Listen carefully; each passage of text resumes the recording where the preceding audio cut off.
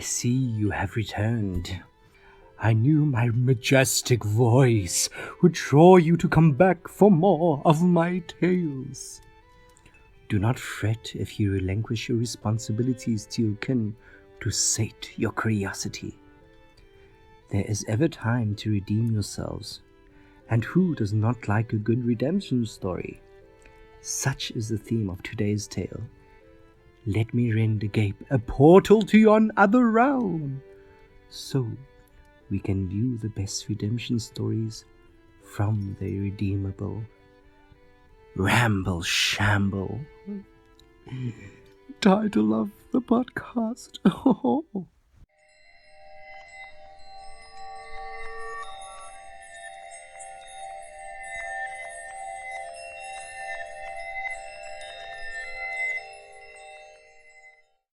Hello everybody, welcome to the second episode of Ramble Shamble, and today it is a topic of my choice, Jotun. Mackie will be along for the ride, as always. Hi. And we will be speaking about, Mackie? Yeah? Something to say. Uh, Introduce yourself again. yeah, I'm the more of the engineering side. We're just shambling along. Comes the name Ramble Shamble. But yeah, I'm doing good. I had a nice exercise again. Again, we must probably divert from the exercise. Anything that happened on your side? Nothing of note. I had such an awesome workout yesterday that today I was actually quite tuckered out. But everything's well. Peachy. Oh, I have something to say. Happy St. Paddy's Day when eventually this does come out to you guys. I hope you guys are drinking responsibly and having those tasty chicken strips. That's what I had. A nice beer and chicken strips. Oh, can't go wrong with that, eh? Oof. Happy belated St. Paddy's Day. That's what you mean. Happy belated. At the time of recording, it's St. Paddy's. Yeah, I didn't even know it was St. Patty's, until one of my friends kind of just said, "Hey, there's a bunch of people outside the liquor stores, and they're all wearing green." I'm like, "Oh, so it must be St. Patty's." It completely went under my radar. Same. I'm so out of the loop. Okay, so yeah, take care. Let's get to the topic for today. Today we will be discussing our favorite redemption arcs from any kind of form of media. It's something that I wouldn't say I think about often, but I really do notice them quite a lot when a villain turns into a good guy, and it happens in a very profound way or a totally unexpected way. And it's actually one of my favorite arguments for a form of media that I will be bringing through with my favorite. Okay, so just to clarify, so by media, do you mean movies, series, animes, TikToks, YouTubes, any form of media, or? So when I speak about media, I do mean different mediums. So it would be like anime is one kind of medium, whereas traditional animation with movies is another kind of medium. Then there's movies, or let's call it film. Although I guess you can make subcategories for movies and series. Then literature is another medium, and technically you could say that visual art and music are different media or mediums. But for this, we're going to go with something that actually portrays the development in a character. Or I guess if we get some comments with other people's favorite media, where I don't know, they're just like an opera nerd or something, and they happen to tell me about, I don't know, someone from Wagner's Ring Cycle that has an awesome character change. I mean, whatever floats your boat, you know. Yeah, But I get it. I'll be sticking with more visual media today. Okay, Cool. Glad we clarified that. So, must I go first, or are you going first? I feel that as the host of the episode and the one who suggested this topic, maybe I should go first. Go for it. And then we can discuss briefly after each of us present our favorites. Okay. Let's discuss it for a little bit, and then we'll move on to yours. Sounds good. Okay. So I was a little bit torn between which of my two favorite redemption arcs I wanted to tell you guys about, but I finally chose my favorite, which is that one where I argue for this form of media, which is anime. And I think it's an amazing example of what anime can do, which other forms of media can't really. And that's fully get you to empathize with a character in a very, very unique way. And I think it's due to like a little dictionary or lexicon of emotions and ways of expressing emotion that anime has. And it's little things like if one character goes or whatever, like it would sound so weird if someone in live action were to make like a little squeal or something like that. But for some reason in anime it just works, you know. No, I And get that. even like their little ways of, let's say, having emojis in the middle of an episode. Like it's not a realistic expression, but it portrays an emotion so clearly. I don't know, there's something about it that's just amazing to me. And there's also a way that anime has of plumbing the depths of a character that I don't even think traditional animation can quite portray, because it's very clear to me that there's a lot that you can do with animation and CGI, I guess, as well, that you can't do with normal live action things, just because it's physically not humanly possible to do those kinds of things, like having ridiculous superpowers. But with anime, there's just a way. Or I think there's Yeah? like the best example of that is that if any of our listeners ever tries to watch Power Rangers, like I saw passing by the channel surfing that time, seeing Power Rangers, and I'm like, oh, this is Power Rangers, can't be bad, and it's still the same style since, when did it come out? Like 1980? I need to kind of look this up, because they still do the like karate drops, and then they do their somersaults and flips, and then comes out the Zorks, the giant machinery things, and looks like they like zoomed in the camera to like play with little toy figures to fight the big monsters, and then there's big flashing sparks of everything flying up when they do their hiya kind of attacks. You should actually look up the story of Power Rangers and how it was made, because it's so hilarious. It's something like 1995. Yeah, no, but it's something like there were two different Japanese TV shows that had little to do with each other, and that some Western guy like spliced them together, like cut the footage together, and then put on English dubs or something like that to make a totally different story. It's just it's a wild thing. I'll have to look it up myself. But the thing is, like, back in the day, it was such a good series, but now it's like, why are you guys still doing the same style? And it looks horrible, I'm sorry to say, to the new Power Rangers Dino Force, maybe? I'm not sure remember. But I can't watch it. It's too cringe. It's too much cringe. Yeah, it is. Just people wearing those tight suits. And not just even the tight suits, but like, to think that they're going like, oh, you can't get away with this. Dude, and I'm like, dude. No, just stop, please. No, but no, stop. dude, the best is the poses. That's the best. Big time. They're like the Ginyu Force from Dragon Ball Z. But you see, that was, even then, I think they do a better job than Power Rangers. Like, I know, because they are designed to be cringy. Power Rangers are meant to be like oh, they're doing all these amazing things, and then it's like, but you're not doing the amazing things. You're doing somersaults. You're not even hitting that guy. The guy just flew away from you as you're like, your punch was already like halfway past him. They're definitely flying kicks with strings happening over there. Big time.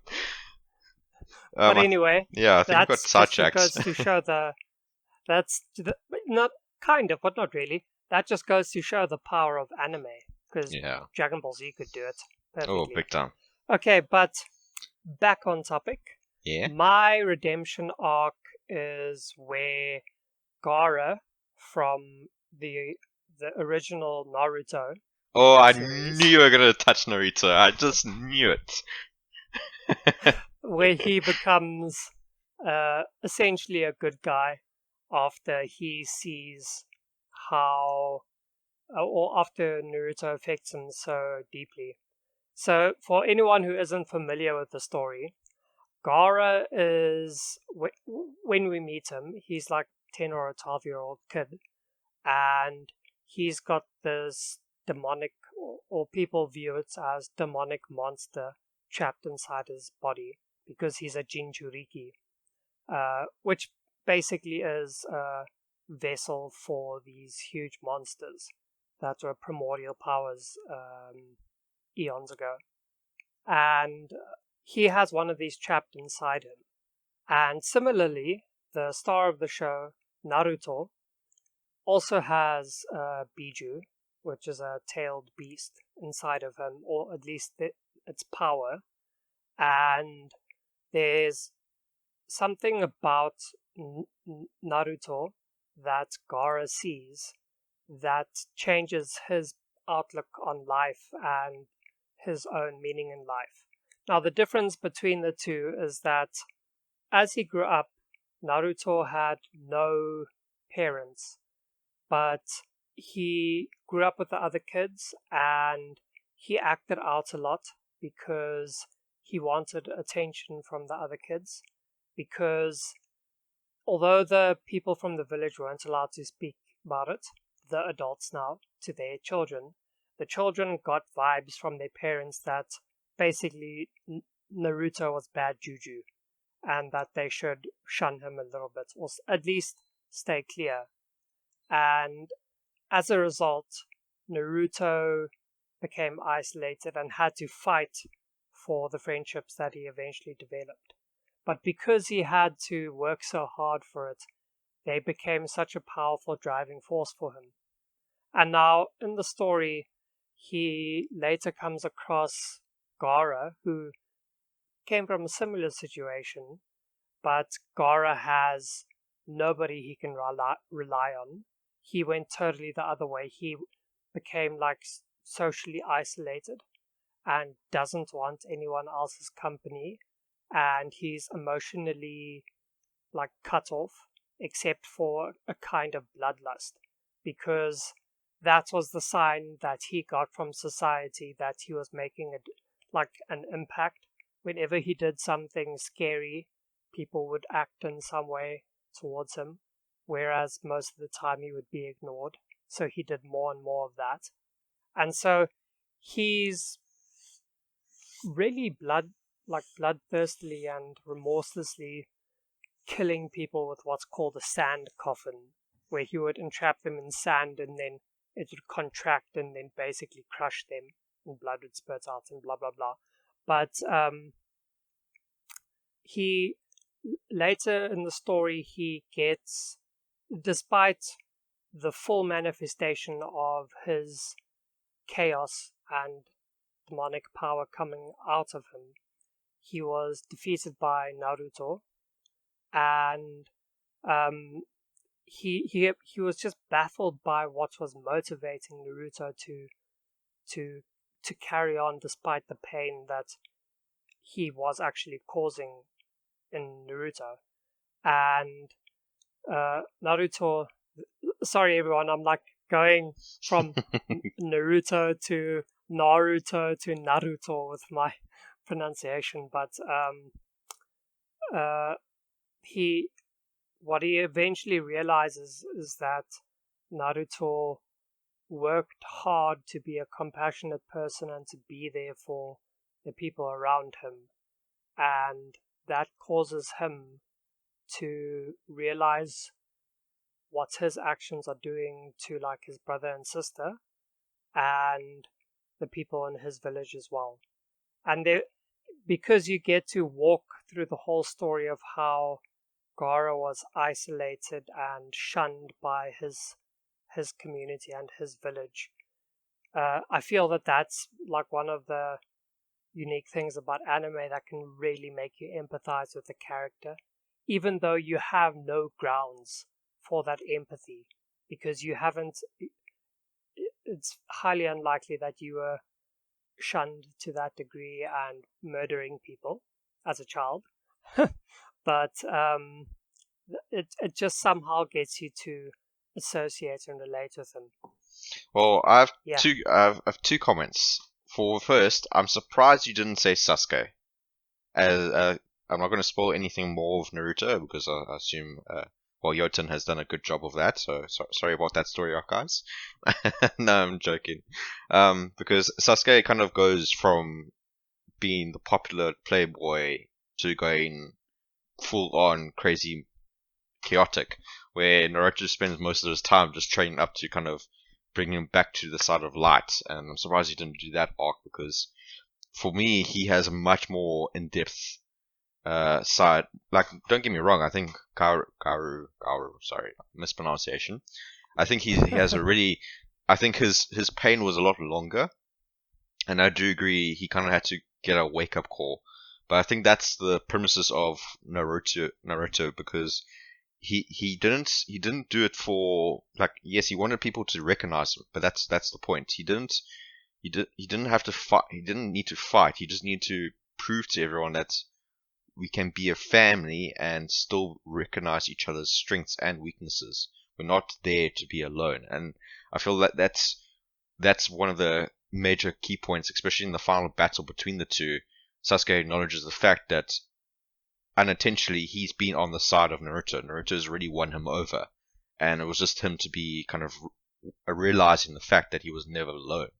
And that's why I was surprised he didn't do Sasuke. But yeah, no, I think that's.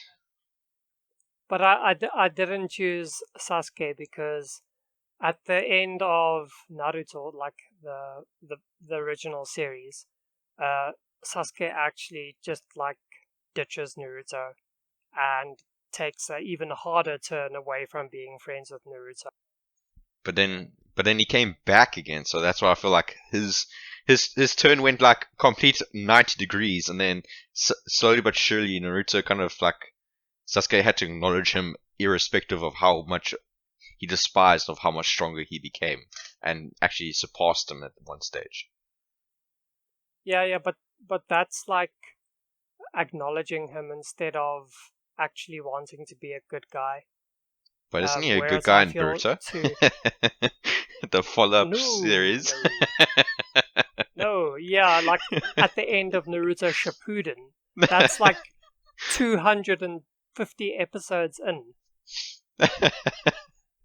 Like No. by the time the Gara arc is finished, it's only like episode 50 or something. So you'd have to be very committed, like hectically to Naruto to finish it all the way to the end of Shippuden. You know, that's a long sell. It's the primary sell of the series, I'll give you that, but it's a long one.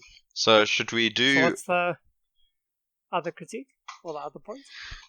I think his backstory is quite dark, but I wouldn't say Naruto did too much as a redemption. Like I will say that yeah, he has redeemed himself, but in the kind of the parts in the story that I'm aware of, it's his village trained him to become a weapon of mass destruction. So I do agree, because Naruto even acknowledges it in the series, is that he could have easily become Garu, no problem. The only difference was that he had people who actually had an open mindset, open heart to kind of hear him out or see that he's in pain and he wants to prove himself or wants to be right. Where Garu, he was not necessarily evil. He was not like he had like an evil heart. He definitely had the bloodlust, but he never had that kind of sense to say, I want to conquer or destroy the world. He just wanted to destroy anything and anything that was in his way. So he became a bit like Doomsday from DC, where Doomsday is a mindless killing machine. You point him a direction, he will destroy everything and anything in his way. Where Garu, he gets more of a person. He becomes more of his person when Naruto kind of wakes him up. If that makes sense. Well, I can agree that Gaara was, let's say, raised to be he was raised to be a weapon, but he was definitely in on it to destroy the Leaf Village. But I would argue against that and say, don't you think it's even more redeeming if you've been raised in such a way that to be cruel is your nature? So, like, if you see a lion kill an antelope in a totally savage way, just like ripping it apart or whatever, like wolves or something, I mean, you can't blame it, or it's a predator. But that's what I'm saying. It's the same thing as Gaara at the moment, because how you described it now, the animal, you won't blame the lion. The lion's doing the way of his life. And Gaara's mindset was, well, when I watched it, so I watched the arc, he didn't have a mind of his own. The guys couldn't even control him. He was he was a beast inside, and he acknowledged that he was a beast, and he was thinking, I must kill, I must kill, I must kill. But a lion, you wouldn't blame, and that's why I was thinking that Gaara, his mindset was not there. He didn't have a mind of his own. But Gaara enjoyed it, though. Yeah, I guess so. That's kind of true. That's what bloodlust means. Mm. So I think, yeah, for me, it's my favorite redemption arc. No, it's definitely I think it's a really good one, and it's one that I did not think you were going to mention when we obviously when you mentioned it. I was thinking Sasuke, a number of different characters, but it's an interesting choice. I like it. Should I give my one? Could have gone with like Zabuza. Like him, he's such a cool guy. Like even his name is fun to say, Zabuza. But anyway, yeah, let's go to yours. So I'll do an anime one. Funny enough, when you mentioned Dragon Ball Z, I think the one that resonates more to me is Vegeta. And I'm pretty sure everyone knows Vegeta because he's like kind of the second hand in the story for Dragon Ball Z. There's Kakarot, and there's Kakarot/Goku, and then there's Vegeta. But I think he has one of the longest and more profound growths in pretty much that I've seen. A bit like Sasuke, but he was born evil, and some people will even say like now he's not completely pure, but he's a lot more pure than he was at his beginning. Like he's redeemed himself to the point. And for sex and things, I'm only going to touch the Saiyan, and I'm going straight to maybe a little touch on Cell, and going straight to the Buu saga. I'm not going to touch anything after that because there's a lot more different. It goes up and down.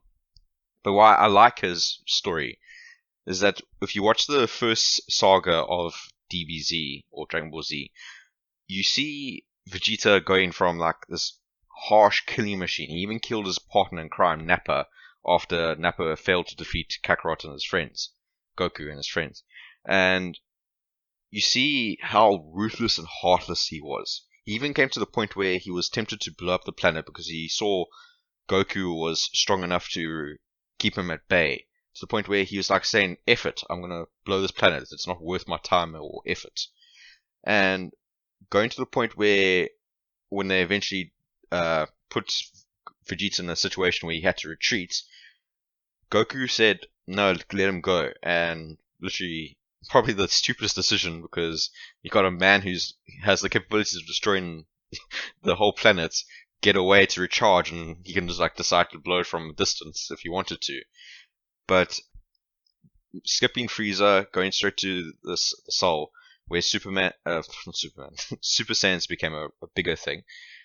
When Vegeta was always envious of Goku's somehow superior strength, he never could quite understand why or how he managed to get this power, and he coughed it up to him training in very intense situations, and to a certain degree, his friends that support him, but he never acknowledged it. And when he became Super Saiyan, he became even more, how to say, egotistical. He believed that he was the big dog. No one can beat him. He was superpowered. But even then, when he fought the androids 18, 17, he got wiped. He got this amazing power. He grew up wanting and envious about seeing Goku get it, and he finally achieved this power, only to be completely whitewashed. Not even a second glance. And that happens a lot, but the biggest turning point, so this whole time, from beginning to the end of the Buu saga, Vegeta's been consistently training his ass off. He believes that Goku can't be the strongest, he has to be strongest. I'm the prince, I need to be the leader. We are a warrior race, that means we can't care for anyone. We need to beat everything to a pulp. We need to be conquerors, we need to expand our nation. All the points all coming around towards the final battle with Majin Buu in kid form, where Vegeta acknowledges the fact that he's no longer that same person anymore. He became someone different, someone that he was no longer just the Prince of all Saiyans. And that scene is very clear in my mind, where he acknowledges the fact that, and when he made the wish of bringing people back to life, all the innocent people, he himself was wished back to life, proving that he became innocent, or became part of the good guys, no longer the side of darkness. But the point where he acknowledges the fact that he doesn't need to be as strong as Goku. Goku is something special, and he acknowledges that. And it's something that is like a redemption, where he thought that he had to be the most powerful. He needed to be this ruthless clean machine, or to be turned around where he's fighting for his family, his friends, his planet, and to the point where he's no longer so prideful that he cannot see the blatant truth that there's someone else out there. For me, he's the most influential anime redemption arcs that I fully support. From the first end of the first saga, I was like a Vegeta fan right from the beginning. Everyone was like Goku, Goku, Goku, and I was like, oh, Vegeta, Vegeta, Vegeta. Even to this day, I support he's such an interesting character that goes a much bigger story at growth points. Like Piccolo, yeah, he also had a redemption arc, but some will complain that his father was the evil one, and his offspring, although imparted with his memories, can't necessarily be. How would you treat it, Yuton? If you were the offspring and imparted with all the memories of your father, to say kill this man, are you necessarily evil? It's like how you use those memories.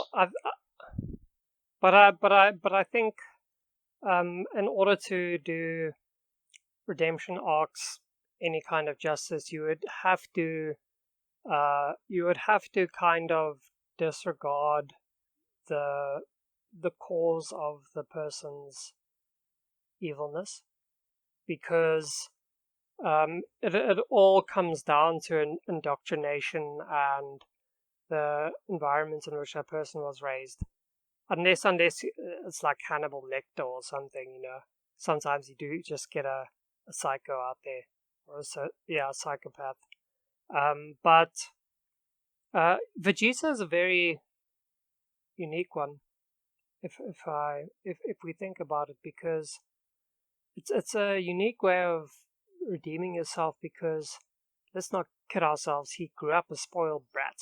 Yeah, because he was the prince of the Saiyans, and he was just like fully entitled. But then, just from look, it's been a long time since I watched Dragon Ball or Dragon Ball Z, but I do kind of know the story. But even you describing it now, clearly he, like, one of the biggest things that someone has to learn in life is that you need to stop comparing yourself to others, but instead compare yourself to who you were yesterday. And it seems that what you're saying about him accepting that Goku he's just different.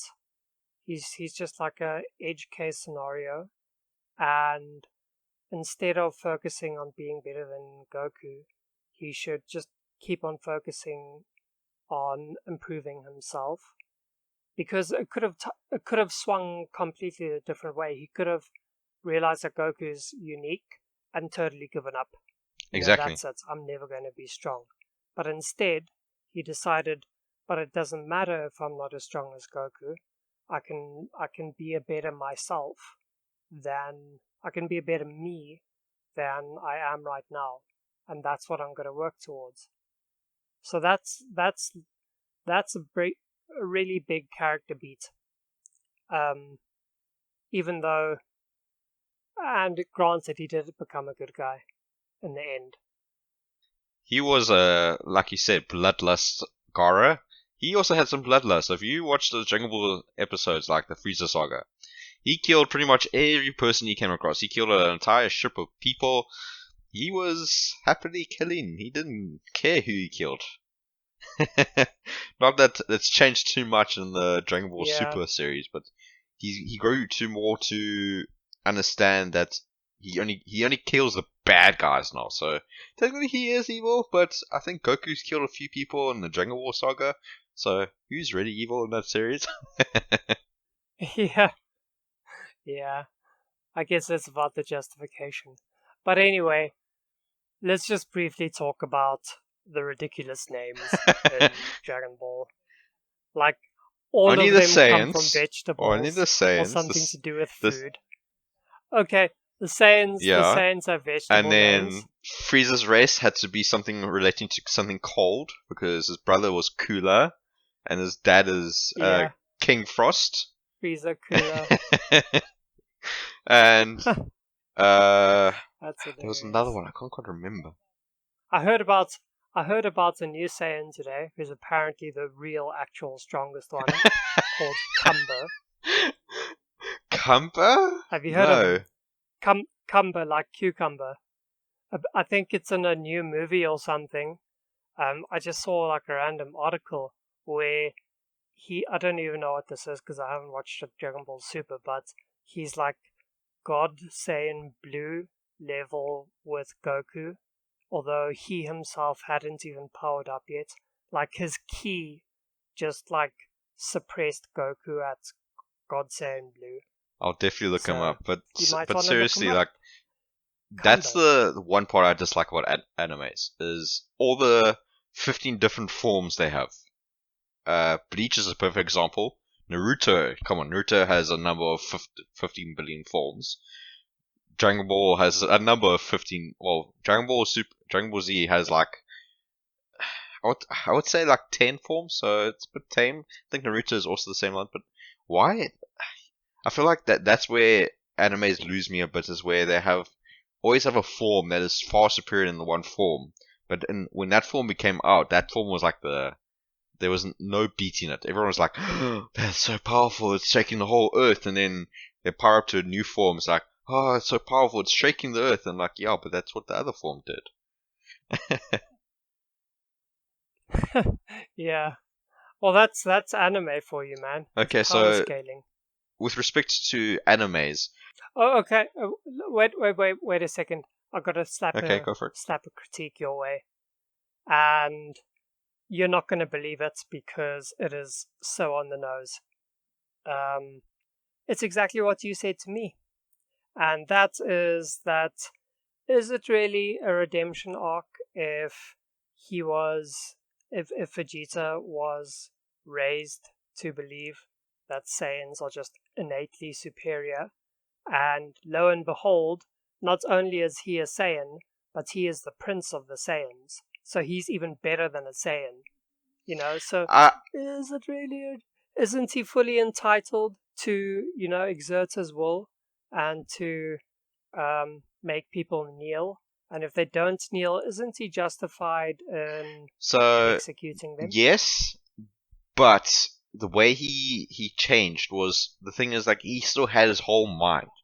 He Haha, has his whole got mind. you. Gaara was a mindless beast. Vegeta like you said before, enjoyed the bloodlust, but he wasn't forced to do any of this. His planet got destroyed. He flew away. He was no longer a king. He was no longer a prince. He claimed he was still a prince. He was still, like, raised to a certain degree. But I'm not sure if you watched any of the latest Dragon Ball movies. You see the news story of how Vegeta was off planet, so he hardly knew his dad. He knew him, but he never got to, like, he wasn't, like, distinctively fully raised by him. He was sent out to go in the stars and go be a Saiyan. And I do agree, having the way of the culture, but he was free. Goku / Kakarot is a perfect example of how, I know he hit his head and lost his memory of him being a Saiyan, but that was the true symbol of, if you being free and you still choose to be evil or choose to be the conqueror of conquerors, then to me you still showing signs of, like, evilness, because you don't necessarily have to go that route. Gaara was still kind of always, even in that arc there, he was always treated as a weapon. No, at not one point, if Gaara was by himself, who knows what he would have been? Would he been a villain? Would he been a hermit? But Vegeta chose to continue the ways of, I am the Prince of all Saiyans. I will destroy whoever is in front of me. I am the strongest. I don't care who's around me. Because that's the difference, is that if you're a prince and a king, he didn't even care for his subjects. He would throw them away. He was a proper tyrant. He threw Nappa in the sky and decided, boom, you're too weak. Boom, you're too weak. But if you're the prince and you have the No, I power, then agree you're with fully that. justified. But, like, as a prince, wouldn't you consider the fact that, hey, there's only me, Nappa, Goku, that I'm aware of are full-blooded Saiyans. So there's 3 Saiyans left. Because Raditz was killed by Goku, and now there's a half-breed child over here. To think that, hey, I'm a prince, I only have 3 subjects in front of me, one that's half-breed, that means I have 4 subjects in front of me. I actually hate the guy who's ordering me around Frieza. I'm gonna keep this guy around, just to at least be a bait or something. But no, he decided, like, nah, you're too weak. Get out of my sight. That is, like, the true badass of badass. But you're basically describing Gaara now as well, because Gaara was sadistic and violent, and he was basically psychotic. Like, and he even mocked Sasuke for being weak before, and when he, like, totally slammed him down. So, but my point is just, your arguments against my arguments is my There's always going to be against you. But that's why I'm saying it's you kind of have to disregard the circumstances they had for being evil, because that's actually a big lesson that anime taught me, was that everybody is justified, or everyone feels justified in doing bad things because they know their own backstory, but you don't know someone else's backstory always, and that's why they will seem evil, but you'll be like, well, of course I can squash that. But I see, this is where your difference is. Gaara was raised with pain. He was true pain and suffering. He wasn't like Vegeta, on the other hand. Not really pain, eh? Think of it. What was he really sad about? He didn't care. He kind of cared that his planet got destroyed. But Gaara's scarred by his people around him. Remember the one guy who was saying that you were very special and that kind of thing, the one supporting character, and then he tried to assassinate him, and he's saying that you're the reason I hate you, I've never liked you situation. And Gaara was properly scarred. Like, he was, like, traumatized by that, where the one person he could care and thought who cared for him wholeheartedly actually was a pretending to lie to him and actually try to kill him. Vegeta, on the other hand, Vegeta's never cared for anyone who cared for him. Even with like Bulma and Trunks, he hardly shows affection for them. And don't get me wrong, I definitely think he like cares for them like properly deeply. But he's like properly like, I don't care what's going around me. And only when it comes to the Buu saga, he actually started like hesitating in his decisions. He started thinking, when Goku says, "What about Trunks and Bulma? If you don't do anything, they're gonna die forever." And he's like properly hesitates. He's like, "Crap, I care for them for some reason." And that is like, whoa, what happens to this guy who really just didn't really care for anything? Yeah, it sounds to me like Vegeta's life is just full of these little realizations about himself Yeah, that he didn't know before. But I would say that it's more justified to be evil. Sorry, we're going away from redemption here now, but it's more justified to be evil if you went through trauma and suffering, rather than everybody saying, "You're awesome, you're the best, so now you've got all the power." I get it. Do you get what I'm saying? Yeah, I think it's a bigger leap to become a good person when being evil is part of your nature, kind of like an animal. Because then or I don't think that Gara was animalistic. I think that he just didn't know what affection I and agree with that. like good positive emotions were. Like imagine, I often talk about, because I'm a qualified archaeologist, of the mental leap that humanity must have made when, just like the first trap that was ever sent by humans to kill animals, like that mental leap of, I can do something now that will do something in the future, even though I'm not there to actually do it. Like that's such a cognitive leap. And I think similarly, if you don't even know what a good feeling is or a good emotion is, and you're confronted with it now, and you can't escape it because it's because of someone else's like positive emotion, that your malice isn't having that same effect anymore. Like that must have just blown Gara's mind. Whereas Vegeta was just a spoiled brat. Granted, he had a lot of power. Like he's a pretty strong Saiyan, I must say. But he was treated in this exalted high position. So for him, it was also, I guess, it was also natural. What authority does anyone else have to question Okay, him? I have a little side redemption thing. I found the 10 characters who had the best redemption arcs. Okay, so let's say you can rattle off as many as you like.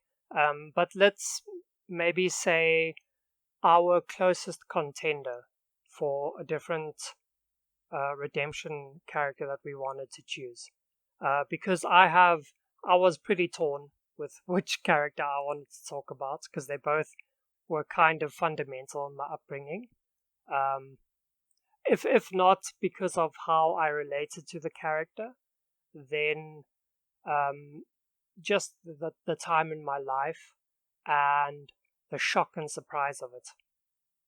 Okay, but go for yours first, since you brought up. No, I found this site where it says the 10 best characters, and I was thought that you would just, I won't go through all of them, but I just want to hear your opinion if this is a good story arc, good redemption arc or not, based on this site.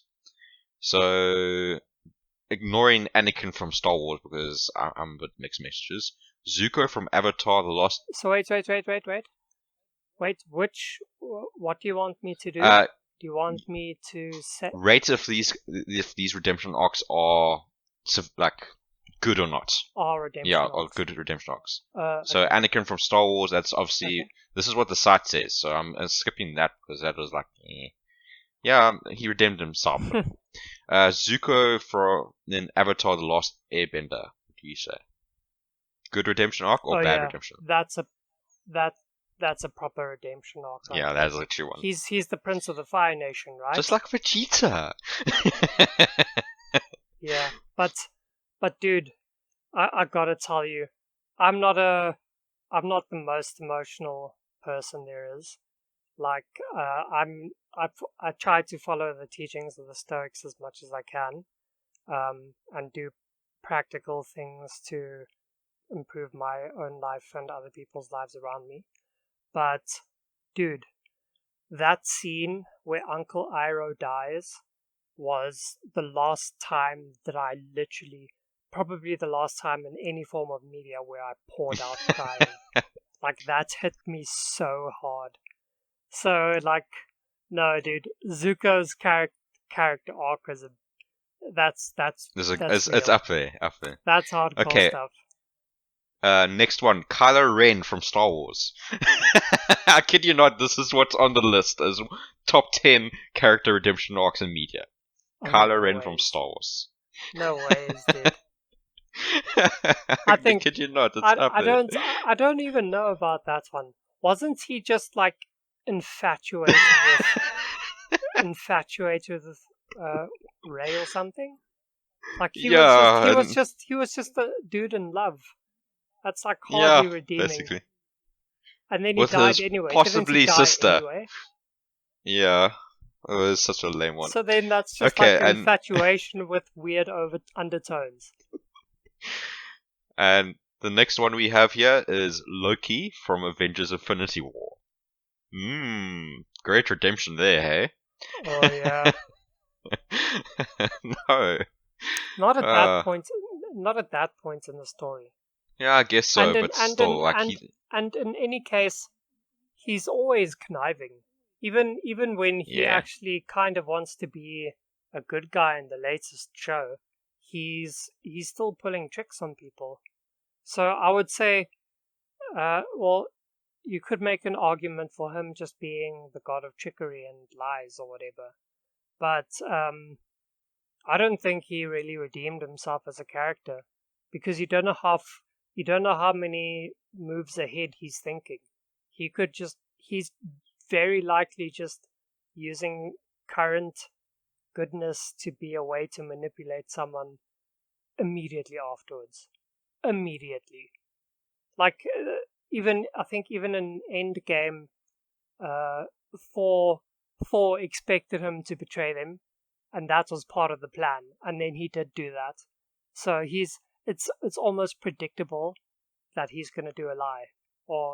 So yeah, I don't doesn't have think much he of a redeemed redemption arc. himself at all. Okay, last one that I'll mention from this list, Megamind from Megamind. I think that's a decent one, actually. Thinking about how but a bit like what I've noted from all these redemption arcs, it's everyone that's been brought up in a difficult situation, and yeah, they just realize that they don't like that lifestyle. They just thought to believe that is their only way of living. Huh. Deep. Yeah, but that's how it is, man. Like, you don't know what you don't know. It's by definition. That's a little bit of a hard way to express it, but it's true. Because sometimes you can know what you don't know, but if you don't even know what that unknown thing is, then the person's basically blameless in a way. But yeah, I think that's true. Again, the power of anime, it teaches you that most bad guys are justified, at least to themselves, and especially that's why the Gara one hit me so hard. It's because you see the trauma that he went through. He wasn't just spoiled, and that's why I chose him in the end. But that other one, I think it's a good choice. The toss up for me now was one of my favorite stories ever is from Star Wars Knights of the Old Republic, the original game. From like 2001. That's such a good game. And such a good game. With the Dark Lord that you hear about in the story a lot, Darth Revan. you just hear like he's the master of the Sith, and his apprentice is Darth Malak. And it was, for me, really impactful and a big surprise to learn that you, the player, spoilers ahead, everybody, like, if you haven't played this like 20-year-old game, turn away now, okay, and then come back for the last 5 minutes of the show once you're done. But lo and behold, Darth Revan is you, because you started the game with amnesia, and you are brought up again in the light side of the Force as a Padawan and into a Jedi. And so I just thought in the end that although that's a great redemption arc, I don't think I don't think I can choose it like justifiably, because first of all, it's way too complex. Because first he was a Jedi, and he did like this awesome accomplishment, but then he turned evil. So first now there's like a damnation arc first, before he forgets everything, gets amnesia, and then is good again, and decides to stay good afterwards. But then that's why the second reason why I didn't choose it, because as the player character, you can choose to be more towards the light side or the dark side. So, it's actually a bit iffy, and you can choose to either kill or to let Darth Malak live. So it's a toss-up between whether you choose to be good or evil. So I can't, even though it's been canonized now, I think with the Clone Wars TV show, that he did eventually become good, or at least one of the visual novels, I don't think we can 100% say that he did become good, just because you as the player can choose, but you can make that decision. Yeah, but I really wanted to choose him as well. I think we can have that as another topic sometime in the future, where player choice decisions in video games, do they actually matter or not? Oh yeah. Then that could be another topic to consider. And then we can talk about why video games are awesome. The best. Yeah, big time. Okay. Cool. Yeah, I think we need to start wrapping up, unfortunately. Yeah, everybody, please let us know in the comments where you can that's now on YouTube. Or even if you're watching this through other podcast medium, check us out on YouTube and drop a comment there as well. Or you can check out our Discord channel as well, and let us know what you think about our choices for the best, our favorite redemption arcs. But then also let us know what your favorite redemption arc is, and why it meant something to you as well. Yeah. I just think my one is much more superior than his, so everyone should vote for mine. Ignore his one. His one is all bloodlust and... Okay, never mind. No, but I agree. Eventually we might come out with a Twitter channel as well, so there's another form of communication, and we're always open to recommendations. Let us know. And please, we're going to be choosing our favorite pick from the suggestions that you guys make about your favorite character redemption arcs, and we will talk about it in a different little show of ours that's affiliated with Ramble Shamble, but it's little clips about what you guys have to say about the episodes we make, and it's going to be called